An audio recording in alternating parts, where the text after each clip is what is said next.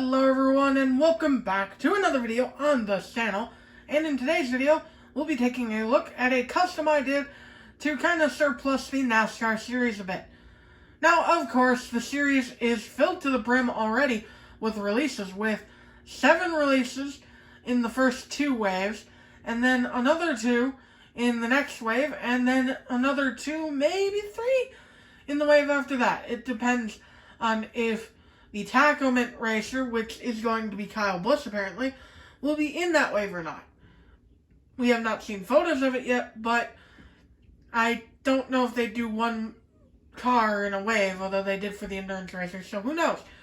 But either way, I felt like making a custom or two to join this series because, well, you know, I love NASCAR, I love cars, so to see the two come together, it was really cool. So, the first custom that I did that we will be taking a look at today is none other than a custom based off of NASCAR driver Quin Houff. Now, I know Houff isn't exactly the best of NASCAR drivers.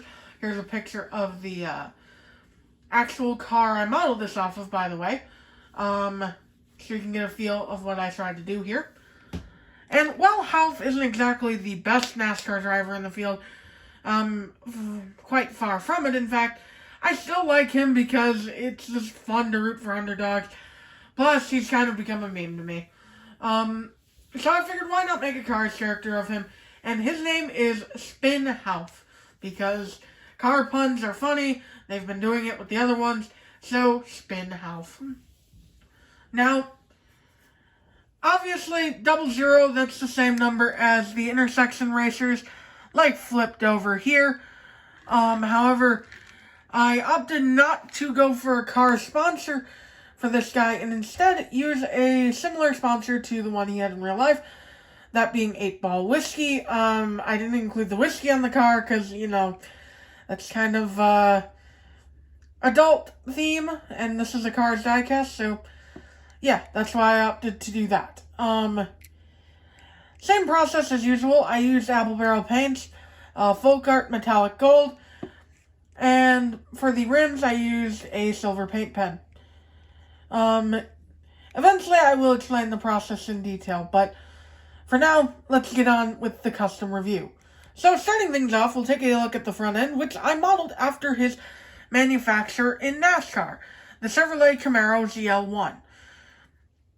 Obviously, it's not a one-to-one rendition. It's made to fit the car's body, hence why the grille opening at the bottom here is smaller than it would be.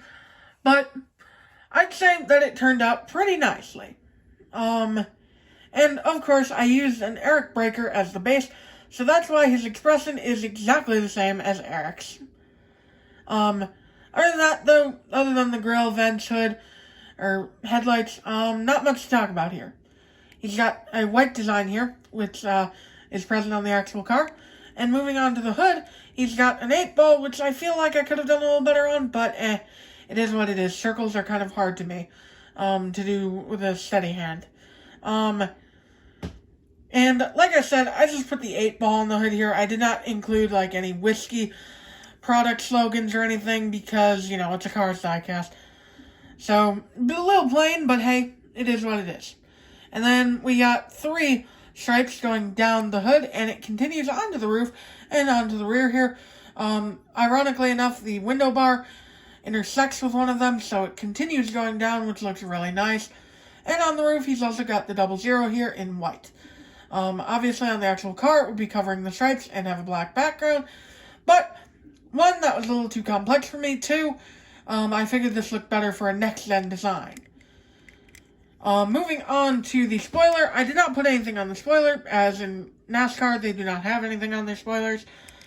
And we will take a look at the rear in a minute, actually, and we will move on to the side here.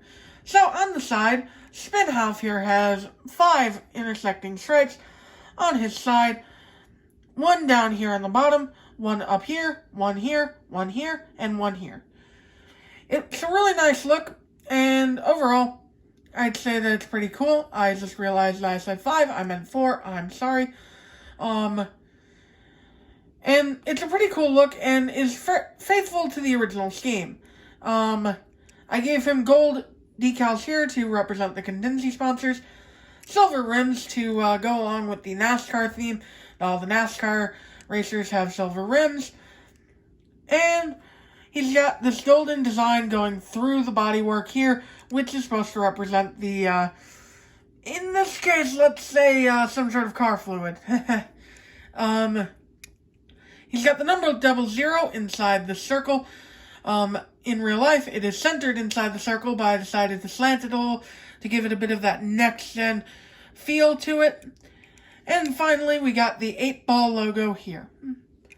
Also, we got the bottle of unidentified car fluid right here.